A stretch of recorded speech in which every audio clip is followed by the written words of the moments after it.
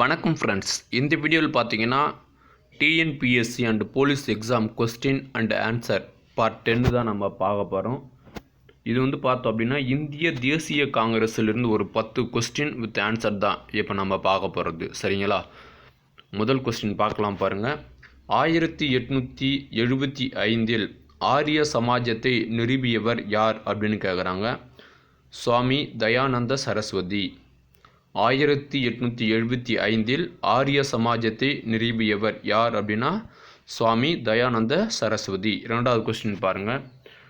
வேதங்களுக்கு திரும்புவோம் என்பது யார் கூற்று அப்படின்னு கேட்குறாங்க. சுவாமி தயானந்த சரஸ்வதி.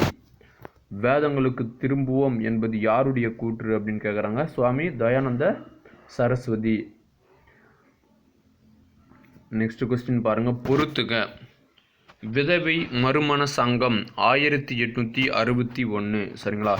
விதவை மறுமண சங்கம் பார்த்தீங்க அப்படின்னா 1861. பூனே சர்வஜனி சபா 1870. பூனே சர்வஜனி சபா எப்போ அப்படின்னா 1870. தக்கான கல்விக் கழகம் வந்து 1884. தக்கான கல்விக் கழகம் 1884. ஸோ 1, 2, 3 ஸோ டைரெக்டாகவே புரிஞ்சிருக்குது. சரிங்களா? நான்காவது கொஸ்டின் பாருங்கள். ராமகிருஷ்ண பரமஹம்சருடைய முதன்மை சீடர் யார் அப்படின்னா சுவாமி விவேகானந்தர். சரிங்களா? ராமகிருஷ்ண பரமஹம்சருடைய முதன்மை சீடர் யார் அப்படின்னு கேட்டோன்னா சுவாமி விவேகானந்தர். ஐந்தாவது கொஸ்டின். 1893 உலக சமய மாநாடு எங்கு நடைபெற்றது அப்படின்னா சிகாகோ. 1893 உலக சமய மாநாடு எங்கே நடைபெற்றது அப்படின்னா சிகாகோவில். ஸோ இங்கே தான் வந்து பார்த்தோம் அப்படின்னா சுவாமி விவேகானந்தர் கலந்துருப்பாங்க அந்த மாநாட்டில். சரிங்களா? அடுத்த கொஸ்டின் பாருங்கள். ஆறாவது கொஸ்டின். குலாம்கிரி அதாவது அடிமைத்தனம் என்ற நூலை எழுதியவர் யார் அப்படின்னா ஜோதிராவ் பூலே. குலாம்கிரி அதாவது அடிமைத்தனம் என்ற நூலை எழுதியவர் யார் அப்படின்னு கேட்டோன்னா ஜோதிராவ் பூலே. இங்கே கேர்ஃபுல்லாக ஞாபகம் வச்சுங்க. குலாம்கிரி அப்படின்னா அடிமைத்தனம் அப்படின்றதா பொருள். விதவை மறுமண சங்கம், பூனே சர்வஜனி சபா மற்றும் தக்கான கல்விக் கழகம் ஆகிய அமைப்புகளை நிறுவியவர் யார் அப்படின்னா மகாதேவ் கோவிந்த ரானடே. அதாவது எம்ஜி ரானடே அப்படின்னு சொல்லுவாங்க. நம்ம மேலே பார்த்தோம் இல்லையா? விதவை மறுமண சங்கம் எப்போ 1861.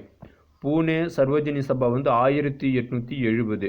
தக்கான கல்விக் கழகம் எப்போ 1884. சரிங்களா? ஸோ இது மாதிரியான இந்த அமைப்பெல்லாம் நிறுவனது யார் அப்படின்னு கேட்டோன்னா மகாதேவ் கோவிந்த ரானடே அல்லது எம்ஜி ரானடே அப்படின்னு சொல்லுவாங்க. நெக்ஸ்ட் பாருங்கள். 1867 பம்பாயில் பிரார்த்தன சமாஜத்தை நிறுவியவர் யார் அப்படின்னா ஆத்மாராம் பாண்டுரங். 1867 ஸோ பம்பாயில் பிரார்த்தனை சமாஜத்தை நிறுவியவர் யார் அப்படின்னு கேட்டோன்னா ஆத்மாராம் பாண்டுரங். நெக்ஸ்ட் கொஸ்டின் பாருங்கள்.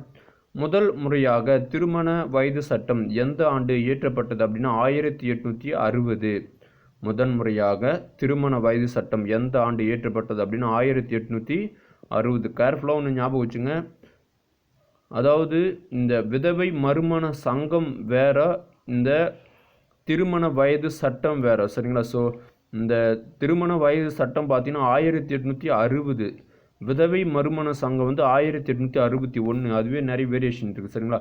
விதவை மறுமண சட்டம் எந்த ஆண்டு இயற்றப்பட்டது 1856. இங்கே எந்த கொஸ்டின் பாருங்கள், இன்னும் கன்ஃபியூஸ் பண்ணுற மாதிரி வருது.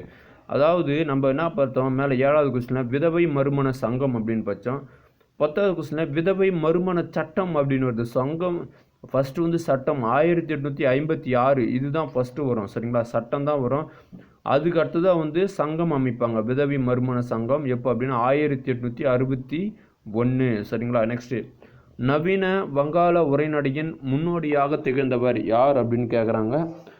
ஸோ ஈஸ்வர சந்திர வித்யாசாகர். சரிங்களா? நவீன வங்காள உரைநடையின் முன்னோடியாக திகழ்ந்தவர் யார் அப்படின்னு கேட்டோன்னா ஈஸ்வர் சந்திர வித்யாசாகர் அப்படின்றவங்க தான். சரிங்களா? அவ்வளோதான். பார்த்தீங்க அப்படின்னா டோட்டலாக 10 கொஸ்டின். சரிங்களா? இந்த வீடியோ உங்களுக்கு பிடிச்சிருக்கு நான் நம்புகிறேன். இந்த வீடியோ உங்களுக்கு பிடிச்சதுன்னா மறக்காமல் லைக் பண்ணுங்கள். இந்த வீடியோ பற்றின தகவலை கீழே கமெண்ட் பண்ணுங்கள். உங்களுடைய ஃப்ரெண்ட்ஸுக்கு ஷேர் பண்ணுங்கள். இதுவரைக்கும் நம்மளுடைய லோக்கல் தமிழ் டிஎன்பிஎஸ்சி ஷார்ட்கட் சேனலை சப்ஸ்கிரைப் பண்ணாதுங்க. ப்ளீஸ் சப்ஸ்கிரைப் பண்ணிங்க. அப்படியே பக்கத்தில் இருக்கக்கூடிய பெல் சிம்பலை கிளிக் பண்ணி வச்சுங்க. இந்த வீடியோ பார்த்துருக்கு நன்றி. அடுத்த ஒரு வீடியோவில் சந்திப்போம். நன்றி.